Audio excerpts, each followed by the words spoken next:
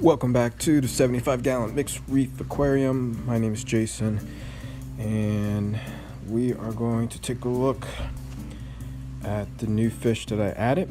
And because of the new fish, I picked up some new equipment. So here we have used to be 3 damsels, but I think I accidentally crushed one of them in transport, so there's only 2 of these Azure, A-Z-U-R-E damsels. And because I added a wrasse, I also purchased from saltwateraquarium.com screen top, and quick overview of all the parts that came with it. This is the manual. Pretty easy to put together. It's pretty straightforward. I'm surprised I didn't do this sooner. I really don't like the look of having a screen top, but I got tired of hitting my head against the wall and having $50 plus fish jump out onto the floor. So after that happening, I would say, let's see, there were, I want to say at least 3 or 4 fish that jumped on me, and my solution to that was simply not to buy them again. But I found it was time and added the wrasse that you'll see coming up here shortly.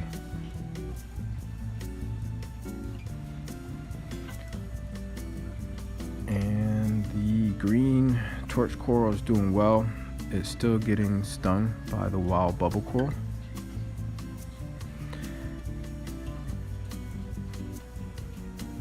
I did have to cut a couple times. Definitely the motto of measure at least twice, if not 3 or 4 times, and cut once applies. But I did get it together, and I do have some tools that I utilize, so it wasn't a big project that I had to go out and purchase new things for. I think one of the reviews that I saw on YouTube talked about how it makes a big difference when the netting, I guess, comes folded versus scrolled up. And like I said, it took maybe 15-20 minutes or so to put it together. It works really well. There is a slight gap in the back because I did not cut out the notches for the 4 Kessel A360 WEs that I'm running, but I don't think that's going to be a big concern going forward. And the nice part about my channel is I'm not really here to teach. I'm just mainly documenting my journey, setting up my first ever saltwater aquarium and the trials and tribulations along the way. So a lot of this is just me playing catch up with what most folks do initially, which is go ahead and buy a screen top, but it took me about 4.5 years. So here's a quick pan of the tank. All livestock is doing well. I did add the 2 damsels. I guess they're considered darting damsels, and they really don't swim around. One of them seems to park himself in the center of the tank. And the yellow tang is doing well.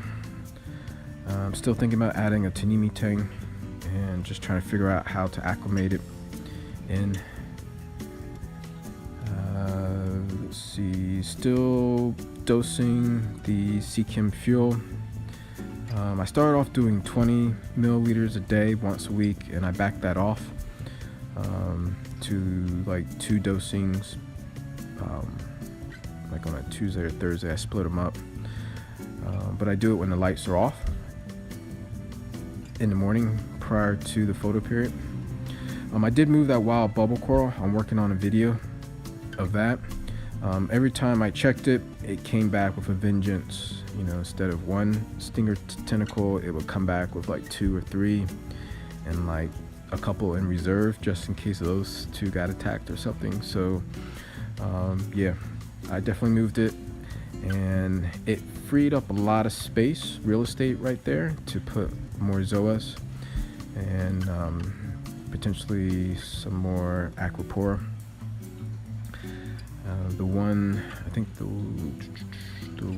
tricolor is doing really well. There's 3 what I consider to be really challenging for me. AcroPower on the left hand side of the tank, and then all the bird's nests. There's 2 bright green ORA bird's nests. You see the one right there to the left of the green bubble coral in the valley with those yellow polyps, and all that is bird's nest right there, and it's doing fine. Adding the refugium has been a big blessing and stability, and then I hope to add the calcium reactor. I pretty much have all the parts for it. I just need to sit down over a long weekend, hopefully a holiday weekend, and where I can focus on it. So I may not add it till the fall. I'm just too much traveling going on in summertime and wanting to be outside to really keep an eye on a tank. I like for the tank to be in autopilot this time of the year. The dwarf angels are still chasing each other around. The coral beauty, the flame angel, and the flameback are the 3. I would like to add more, but I'm not going to take the chance until I am able to upgrade the tank. Mainly the coral beauty and the female clownfish go back and forth with one another. The yellow tang is the king of the tank, and the coral beauty has been taken down a notch, but seems to try and pick a fight with the female clownfish, which is not happening. Can't imagine moving that wild bubble coral, open up a lot of space, and then also shift the dynamics. I moved one of those, the rock that the wild bubble coral is attached to. I put that in the sump. It's not the one to the left of it, it's mainly the one that's underneath it. You really can't see it. And the wrasse that I added is doing well. I will probably add at least 2 more.